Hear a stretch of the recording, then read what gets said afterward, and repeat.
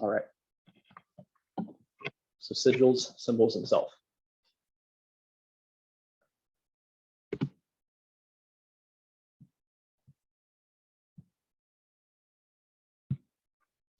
I wanted to start by giving a brief introduction to what signs, sigils, symbols mean. First, we can start with a sign. A sign usually denotes no more than what is actually depicted. So for example, a stop sign, well, that just means stop. It doesn't have any superfluous or extra meaning. Whereas a symbol means much more than what is readily depicted. So if we take a rock, for example, this could be used to symbolize firmness, rootedness, unmoving nature. And then lastly, we have a sigil. And sigils are usually symbols in which are used to invoke or evoke a certain aspect of ourself or our external environment in order to aid us of some sort. And I really wanted to talk about all of these modes of expression as a way of self-understanding, as a way to, as of an inquiry into self, and as a way to, in a way, unlock, you could say, hidden power within ourselves. I wanted to begin by talking a little bit about these cave paintings here. So as you can see, since the dawn of humanity, Homo sapiens, Homo neanderthalensis enjoyed depicting their lives upon a cave wall or elsewhere. But as you can see, these pictures are kind of loosely clumped together. And to me, this kind of represents a very loose and free-flowing form of consciousness. We're not exactly sure what they were depicting in all of these pictures. Of course, we can see hunting patterns. Some people like to theorize that spirits are depicted, but really we just don't know. Could be farming, maybe not farming, but gathering patterns, sources of food. But again, it just represents that kind of loose, free-flowing form of consciousness. Going further or less into antiquity, further into the future, we can see language depicting a little bit more structured format in the form of hieroglyphs. We still have a pictographic expression, but it's not exactly completely linear yet. Over here we have some Mayan hieroglyphs, Egyptian hieroglyphs, and as well as Egyptian hieroglyphs being compared to Chinese hieroglyphs. And as time progresses, we get more and more linear. And as this linear stream of literature continues, I believe that this conditions us to think more linearly and to behave more linearly. We almost attach new modes of, we restrict the modes of expression within ourselves. And so what I believe is that we can go back. We can go back to a time when we were a little bit less restricted, a little bit less conditioned with how we should behave, how we should act, how we should talk. And we can achieve this through means of, we can achieve this through means of writing, essentially.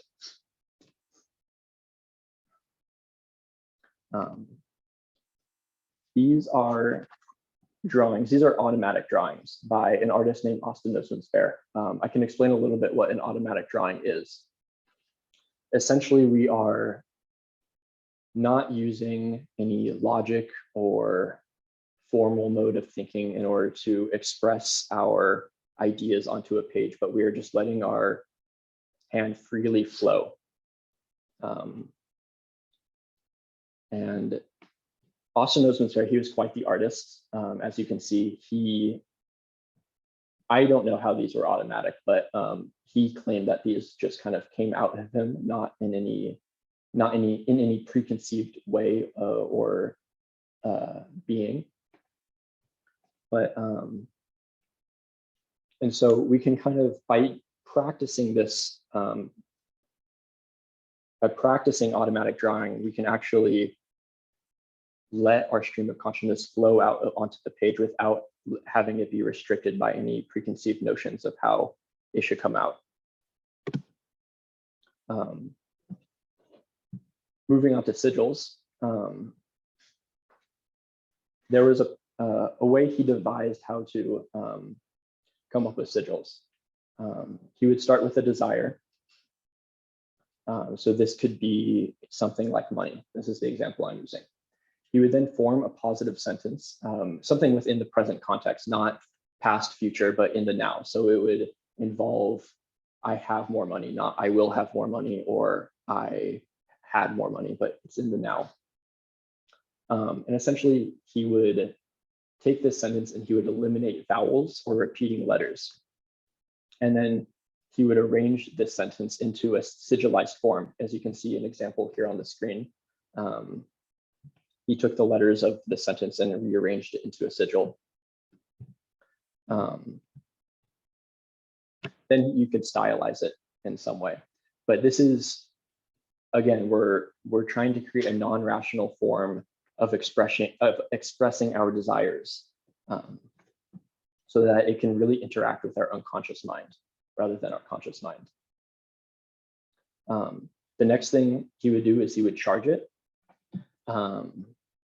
Charging it could consist of, there were many practices, some involving sex magic, others involving simply staring at the sigil already created and just kind of tensing every muscle of our being, and in that way it would activate it. So once you had the sigil charged, what you would do is you would do your best to forget it. Now that's kind of a tricky thing. If you have a desire for something, how are you supposed to forget your desire for that?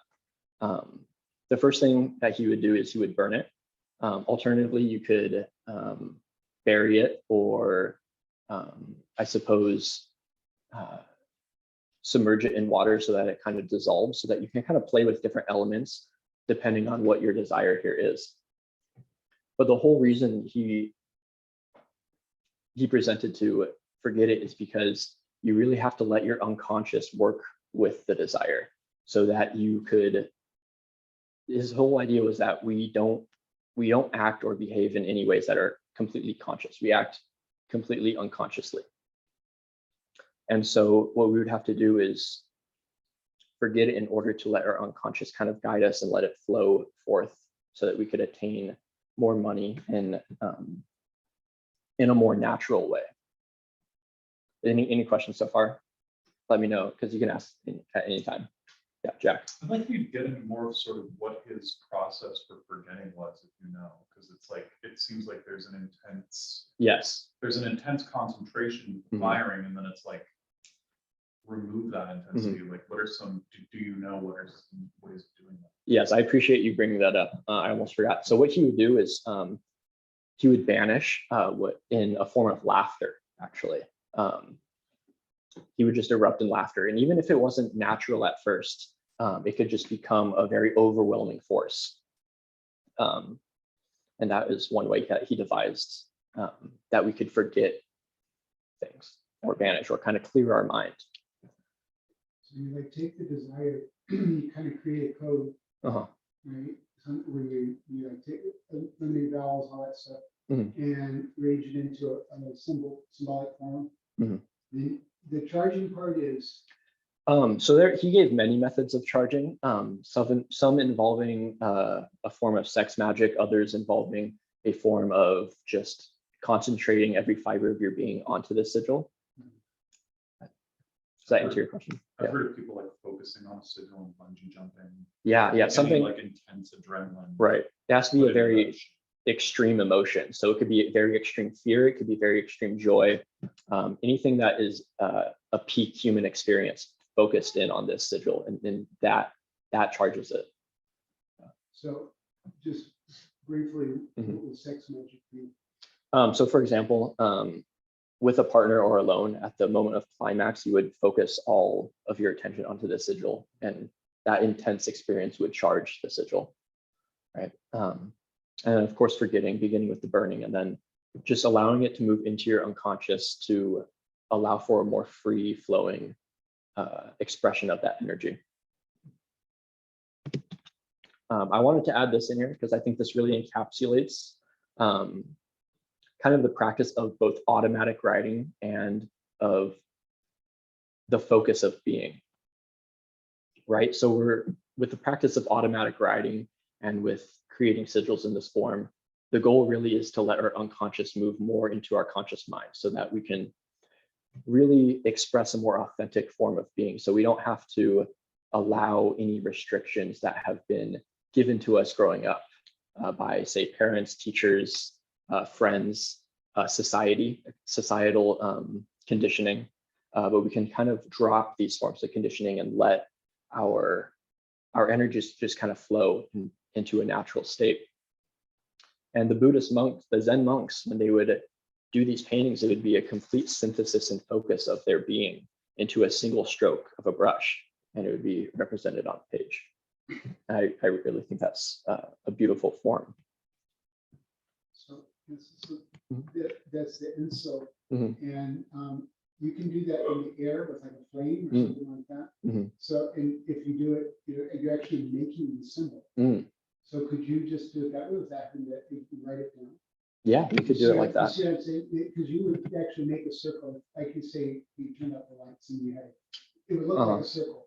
Yeah. Just because your eye connects it all around. Yeah. No, I think that's really cool. I haven't heard that before. That's cool. Yeah.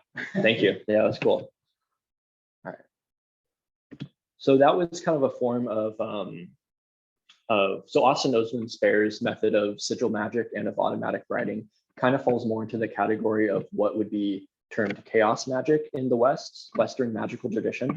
But I kind of wanted to move more onto the practice of high magic or of a traditional form of magic, and start by talking about talismans. In a more contemporary magical practice, we define talismans as an item that brings energy toward you, right? But if you look more into the past, the way that they defined talisman is that it was usually a metal, right? So they would have different metals that associated with the 7 traditional planets. So like, for example, they would have copper for Venus, and they would inscribe symbols onto this metal that represented Venusian energy. And then they would consecrate and charge these talismans through extensive ritual and meditation. And they would call upon the spirits of the planets to imbue into and lend energy to this talisman. And these talismans could do anything from heal you to protect you from malevolent forces. Here depicted on screen, you can see some talismans, some traditional talismans. Over here is a picture of Abraxas. His name, the letters of his name also correspond to the 7 letters of the planets, the traditional planets. But again, they were usually engraved or manufactured. They were never just natural. Next, we have amulets. Again, in a contemporary setting, we define amulets as a talisman and amulet would be interchangeable, but we could use amulets to describe something that pushes energy away from you. And a good way to remember this is that T towards talisman, A amulet away. But in a more historical setting, amulets would be anything anything natural that you would find, not necessarily manufactured. A lot of times they would just be stones or crystals. And the idea was that they already had this energy around them, and that carrying them on your person would attract this energy towards you. I mean, it gets kind of crazy. Some of the things that they said could be amulets. Like one of them might have been like cobwebs that you bundle up and just kind of wear on your person would protect against a certain malevolent spirit. They get kind of crazy and very specific, oddly specific. A lot of it can be found in Cornelius Agrippa's first book of Magick. natural magic, his occult philosophy. Moving on, I just kind of wanted to define what a seal was, because a lot of times they can be confused with talismans and amulets. A seal usually designated authority or kind of identified a spirit in a way. Here you can see the secret seal of Solomon over in the far, where are you looking at? Far left over here. This is the seal or pictograph that Solomon supposedly had on his ring that he controlled the 72 spirits with to build his temple. And then over here, you can actually see one of those 72 spirits. This one is Asmodeus. And over here, we just kind of have a wax seal, right? A big part of talismans and amulets and sigils in the Western magical tradition has to do with magic squares and the Kameas. A magic square is defined as any square with these kind of subset of squares where vertically, horizontally, and diagonally, they add up to the same number.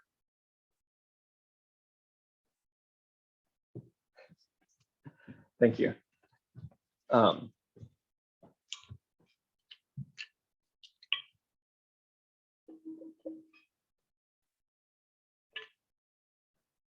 So as you can see with this, and so those are magic squares, but a Kamea would be a magic square, but designated to one of the 7 traditional planets. So here we have the Kamea of the sun. And if you go vertically, diagonally, or horizontally, they all add up to 111. And interestingly enough, 111, if you add each of them going this way, it adds up to 666. And so the number of the sun is actually designated as 666, which is an interesting kind of association. If you bring that to reading the book of Revelation, kind of adds a new flair to it. But the way we would create sigils with these Kameas or magic squares is we would have to be familiar with some form of numerology, usually Hebraic numerology, which is known as gematria, where each of the letters actually have a numerical value. And we would take a name, say your name, or you would have a name of an angel or of a spirit presiding over the planet that the Kamea was associated with. We could actually reduce, if the number didn't show up on the Kamea, we could reduce it by 10. So I don't know if everyone can see this over here, but so say if you had a shin, which would be 300, you could reduce that to 30 and even 3. And hopefully we could find a 3 over here. And what we would do is you would take each number of each letter of the name, and you would trace out a line onto the Kamea, much like this. Any questions so far right now? Good. Okay. So after having it created this, we would have the sigil of what it is we want to represent, what magical operation we wanted to accomplish. The Hermetic Order of the Golden Dawn used the Hermetic or Rosicrucian rose cross, and they took the 22 letters of the alphabet and they represented on the petals of the rose. And in this way, they kind of condensed the form of making sigils using Kameas into something much more simple. So instead of really knowing the gematria or the numerology of each of the letters and associating it with the Kameas of the planets, you could just draw your sigil out onto the rose like this. Either or works. I suppose you could use each for different purposes. I guess they also kind of look different if you use the Kameas versus using the rose cross here to make the sigil. But then what you would do, you would take your sigil and you would place it within a circle, and you would kind of use concentric circles. And the theory behind it is that the concentric circles really enhance the power of your talisman or your amulet. But then what you would do is you would take word scripture or words of power, and you would encircle your talisman with those words. And the whole idea behind that comes from the Bible with the covenant with God, is that I kept my word with God, God keeps his word with me, or the people. So it wasn't the Bible. But then, so you would create your talisman, you'd have your sigil in the middle, your concentric circles, and you don't have to just use one concentric circle. You could do 2, 3, as many as you wanted, really. And you can also use multiple sigils within one talisman if you're calling upon more than one spirit or form of energy. Yes, yes. Thank you for pointing it out. That's one of the sigils that I made up there.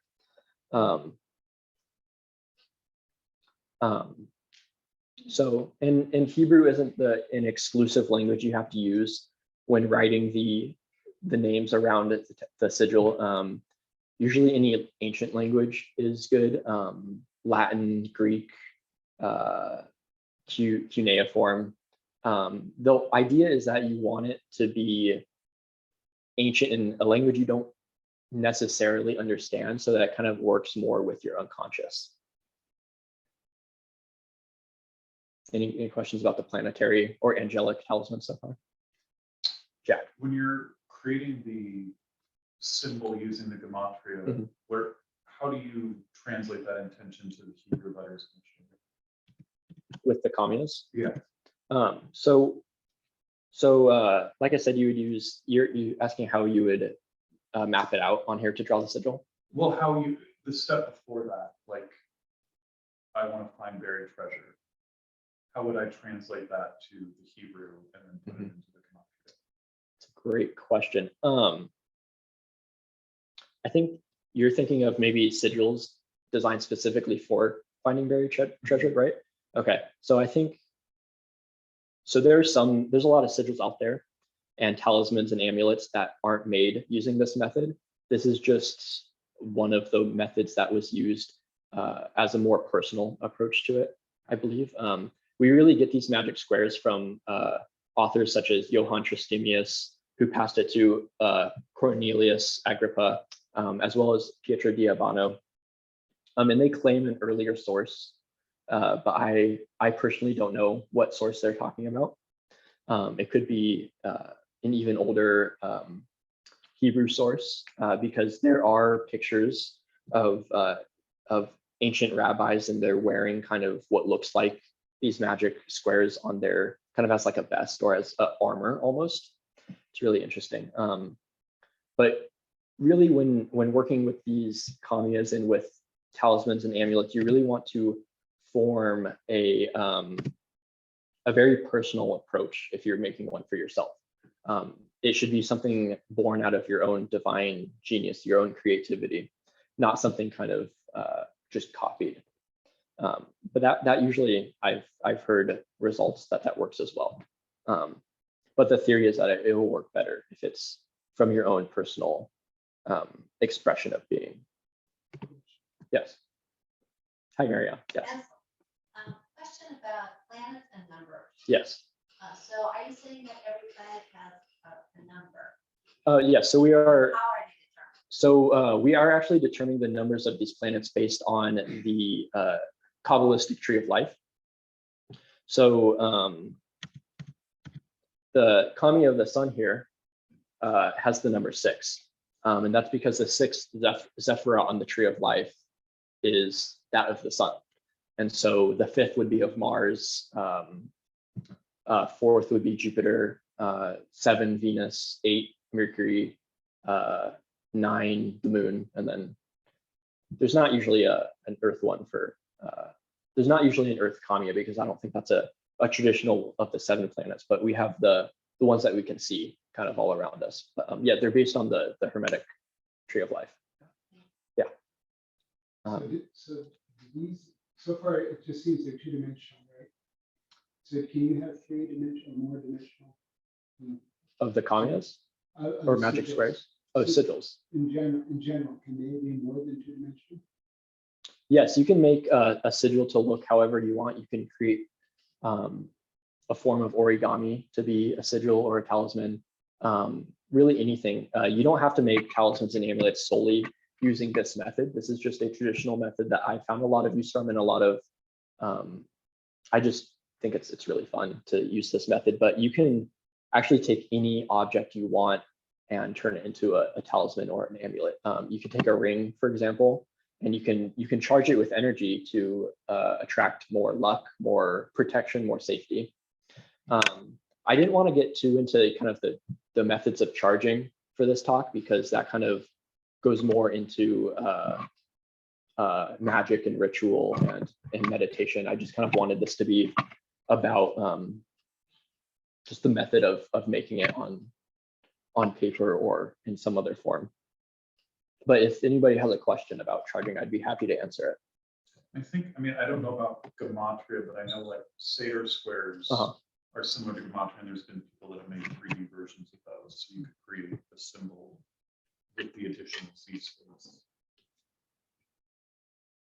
If you want to be extra complicated. Well, but it might be reflecting sort of nature or something in more, I mean, two-dimensional form. Nature is not two-dimensional.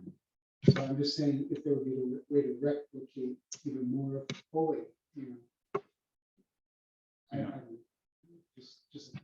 If you bring it in the fourth dimension, it proves time. Well, I was thinking about, I was actually, fourth dimension was actually what I was finding. It does, yeah. No, I mean, people have turned Seder squares into Seder cubes, and then stuff will be moving forward or backward through time. That's cool. I'll have to look into Seder squares. Sounds cool. Right. So we would create our talisman or amulet. Really, those names are interchangeable. Again, we have our sigil in the middle, the concentric circles. Scripture or writing of some sort that really speaks to us to achieve the goal or method of our talisman or amulet. And then we would get more into charging it with ritual meditation and energy work, which really can all be used as synonyms, but they are distinguished within the tradition of Western ceremonial magic. There's some theory behind this. I kind of want to go into the more popular ones, such as autosuggestion. Israel Regardie said that you cannot implant in or evoke from the psyche what is not already there. And so by this form of autosuggestion, we mean, again, we're really working with the unconscious. So we want to achieve these methods. We want to achieve our goals, such as obtaining more money, obtaining more protection, obtaining love, or pushing away poverty, or pushing away danger of some sort. We want to achieve these goals by really having them set within our unconscious, so that we don't have to consciously think about doing it at every moment of the day, but more so that we're naturally enacting these things that will help us attain our goals. Just kind of letting it flow. Another one of the theories involves the collective consciousness or synchronicity. That where the collective unconscious being greater than the unconscious, but through which connects to the unconscious. And so the idea is that if we're putting out a certain energy or vibe, so say, that will attract that same sort of energy or vibe towards us. That being the theory of synchronicity. The next one I wanted to talk about is I wanted to talk about the quantum field. So my favorite way of thinking about the quantum field is really using an analogy of Star Wars, of the Force in Star Wars, because it surrounds us, it penetrates us, and it binds the galaxy together. But in a more scientific sense, it's an electromagnetic spectrum. We have gamma rays, we have radio waves, we have all these different forms of energy interpenetrating each other and kind of moving like an ocean. And we ourselves are a form of energy moving through that ocean. And so we can create within our own personal electromagnetic field, or as some people term the aura, we could evoke within it a certain energy, and in the theory is that then that energy will attract more of the same energy. So really, I split up these three theories as different theories, but they're kind of all the same theory. But different people have kind of coined them for their own personal explanations. Popular psychotherapists such as Freud and Jung talked about autosuggestion. Of course, Jung talked about the collective consciousness and synchronicity. And more contemporary and even older physicists talk about the quantum field. And they might not like to think that it's anything mystical or that it's been explained before, but I think most of us in here can agree that many popular theories of physics have been explained by mystics from a long time ago. Any questions right now? Do you see a connection between the concept of like prima materia and the quantum field? Do you see sort of those as one and the same, or something that predates what we're learning? What's the question?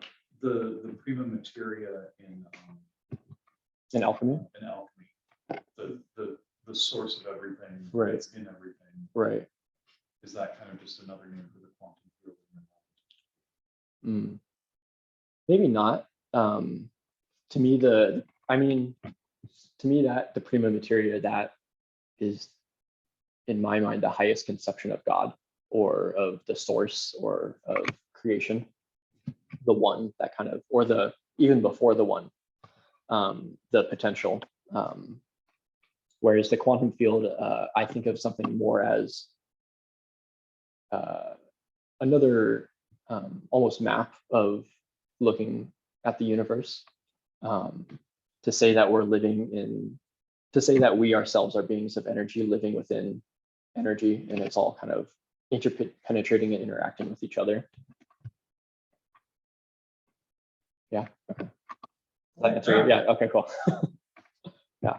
Okay. Well, if we don't, yeah. Well, I was just going to say that there's a big debate right now in non-dual, and particularly study of Advaita Vedanta. They're talking about trying to correlate these things with scientific theory. And there's a feeling that if we try to correlate with scientific, science is based on things that can be measured. Right. Right. And you cannot measure, Consciousness or consciousness or anything like that. So, if we spend our whole time trying to reconcile these things, it kind of, you see what I mean? It's a Right. Right. Yeah. Right. Which is why I wanted to present it as just another theory of how some people have kind of latched on to how manifestation or something like this works. So to sum up for now, so far we talked about allowing our stream of consciousness to flow into us and through us in a more genuine form of being, as well as creating sigils and talismans in order to manifest or achieve something we feel we are lacking. But I really want to emphasize that we feel we're lacking it, because what I want to talk about next is essentially, why are we doing it all? Right? The introspective work that is really necessary for completing or participating in what you could call manifestation, what you could call attracting or manifesting your desires. But like, why are we doing it? Why do we feel we need more money? Why do we feel we need more protection? Or why do we feel we need to attract a romantic interest? The ancient Gnostic Christians, they would ask you three questions, which would be, where are you going? Where did you come from? And who are you? And it's great to be able to practice creating talismans and amulets as a form to achieve your desires. But, we really have to ask ourselves why we're doing this. Otherwise, it's kind of hollow, in my opinion.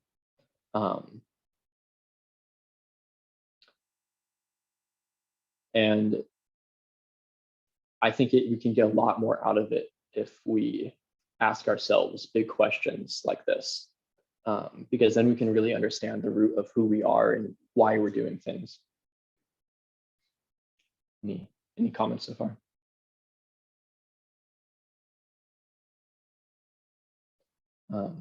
Up here, I kind of expanded that list that the Gnostics created into something a little bit, why am I doing this? What or who am I doing this for? Right? We could sense a lack or an insecurity within ourselves based on what someone else projects onto us, and we could, want more money or more protection or more romantic interests in order to make ourselves feel greater socially or among or of a higher status in our society. But really all of this can be used to unlock hidden neuroses, or what's the other word I'm looking for? Not neuroses, but complexes. And in that way, we can unlock more of our true being and let that kind of flow into manifestation. Does this get into the shadow? Well, Jungian concept of the shadow, so varied archetypal stuff is below the surface. For sure. I mean, Jung, so Jung, he talked about the shadow as the parts of our being and self that we didn't want to acknowledge, that we wanted to kind of hide from ourselves and from society. But yeah, that's definitely an aspect of it.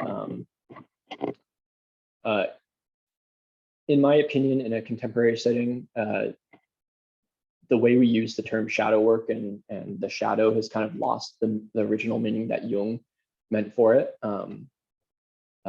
which is good and fine, but we really do want to acknowledge, the parts of ourselves that we don't accept, and we want to understand why we don't accept those parts of ourselves. And hopefully some of you guys found this an interesting way to maybe unlock some of that.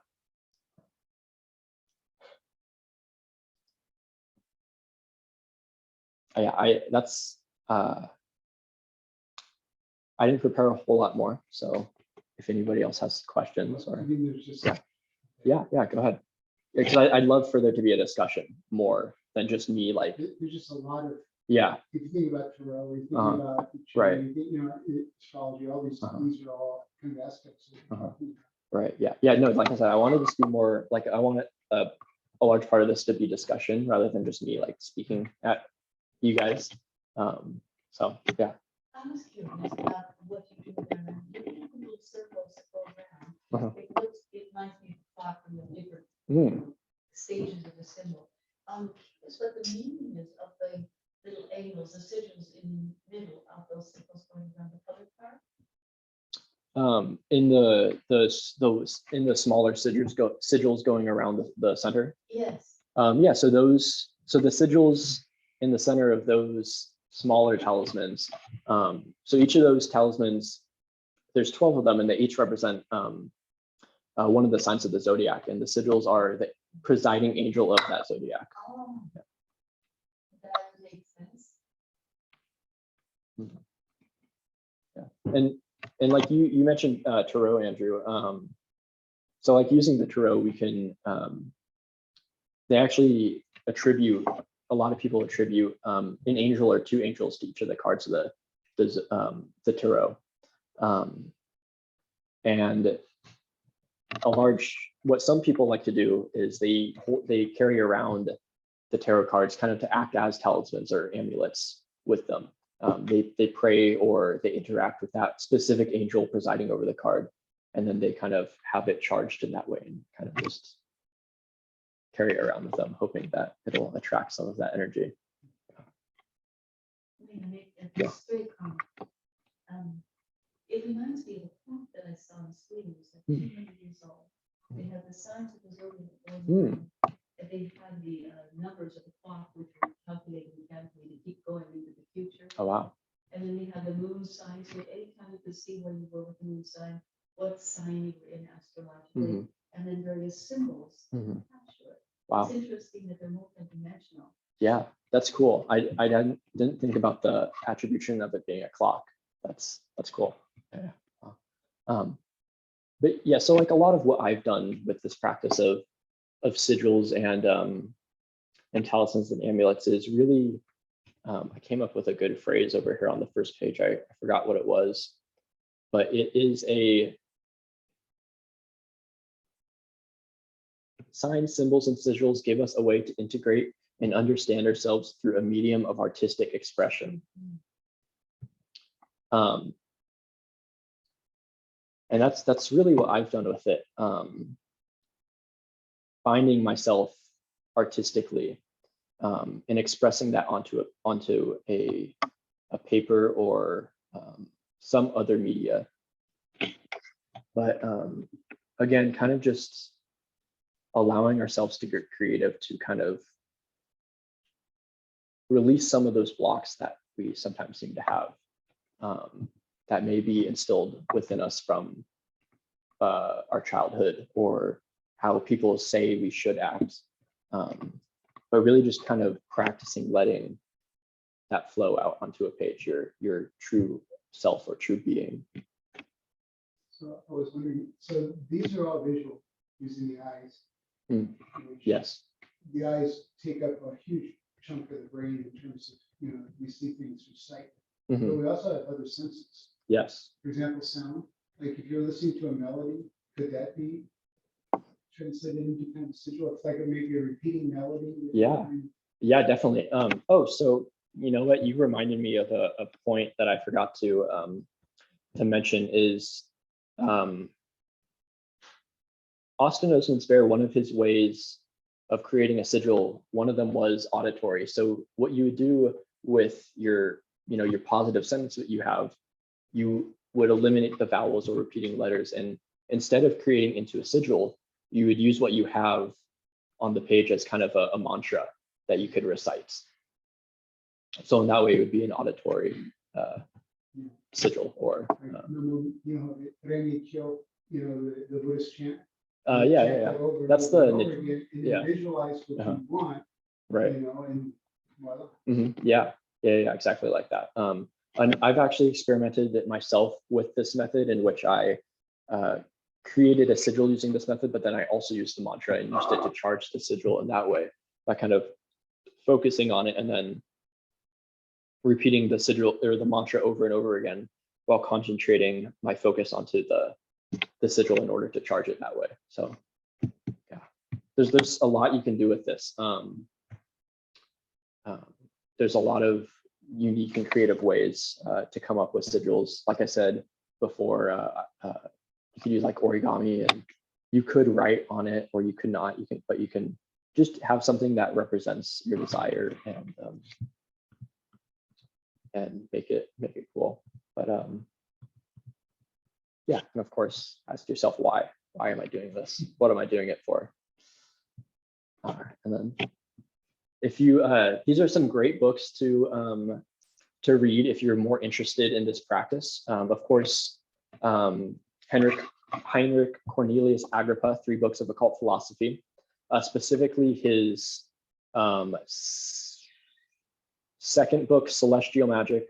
Well, actually, all of his books. His first book, which is Natural Magic, talks a little bit more about those kind of funky, weird ways that you can create amulets kind of just by picking up like squirrel poop and like putting it in an acorn and carrying that around with you. It's really weird stuff like that, in which it's out there to most people. But yeah, and then his next 2 books kind of get more into the Kameas and the magic squares. Damien Eccles, High Magic, as well as his Angels and Archangels, and I believe he just came out with a new book called Ritual, are really good sources. These teach you more ways to not just create your talismans, but to charge them. and kind of just working with energy and moving it and directing it. Frater UD's practical sigil magic is great. So I listed on here Austin Osman Spare's The Book of Pleasure. That's really good, but he writes in a way that's very